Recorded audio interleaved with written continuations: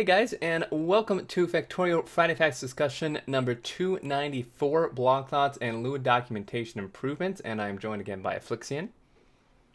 Hello, everyone. So this is probably one of the shortest Friday Facts we have ever had. There was one a few weeks ago that wasn't super long; it was really short too. But so this is blog thoughts. First off, this first part with cloning. So basically, as time goes on, the Friday Facts change. At the very beginning, Friday Facts 1, it was to let people know that we're still alive and working on the game, and over time we've grown into covering a range of different topics.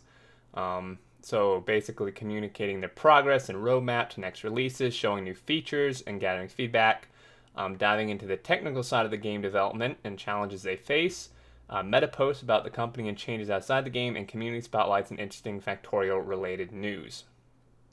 Um, so it's always an interesting challenge each week to determine what topics we might be able to cover in the Friday Facts. During the weeks of rapid development, the Friday Facts can feel like a triumphant reveal of what we have been working on, and we excitedly await the community response. Other times, such as when most of the team is working on bugs fixing, basically like now, we can take the opportunity to explore other points of discussion, such as marketing post last week.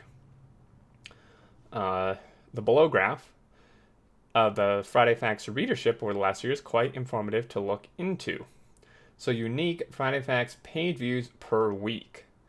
And this is actually really impressive. Like, I knew quite a lot of people read it, but I actually didn't think this many people read it.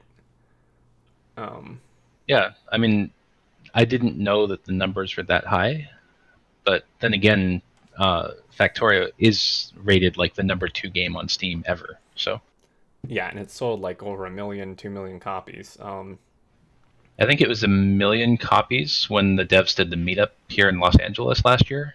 So it's definitely way over that now. Yeah, for sure. So, I mean, yeah, you can. The spikes here, I would imagine, is some like big releases or near big releases or something. Um, Yeah, it looks like there was a spike just after June 1st of last year. And then there was a build-up kind of spike leading up to 017 this year.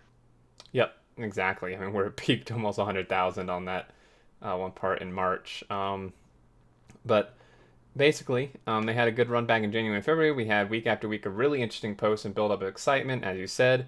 Now, after release, the readership has stabilized at around 40 to 45,000 views a week. Note the graph does not include people reading the blog through Steam, so it's probably even higher than that, which is still really impressive amounts. Yeah, I agree. And it's close to 300 posts now with no signs of stopping, and continued audience of dedicated readers each week help to keep us on track and focused towards 1.0. So we get close to the completion of the game, the general nature of the blog will no doubt change even more. The good times of showing new features each week might be over, but I hope you'll be able to provide interesting insights in the game and our development and processes. I would also like to thank all the players, readers who share their thoughts with us each week. It really is great to have so much support and care for our project. Uh, and then lastly, this Lua API documentation improvements flicks in. You can just cover that if you'd like. Yeah, so those of you who don't know, Lua is kind of a scripting language that lots of games use to allow modding, Factorio included. Um, and API documentation is basically here's what all the different Lua functions do, here's what you can do with them, have at it. And so from this section, it seems like what Bilka has done is improved the quality of that documentation, and it gets generated directly from the source code. So, and there's lots of different ways you can do that. So they chose a method where they have it. They put all their documentation in the code, and then they just run a script, and it generates these web pages that have the full documentation. So that's really good. Documentation of an API that you're using is one of the best friends you will have as a programmer. Yeah, yeah, for sure, without a doubt. It helps Speaking so from much. experience, the well documented APIs are the ones that I like to use.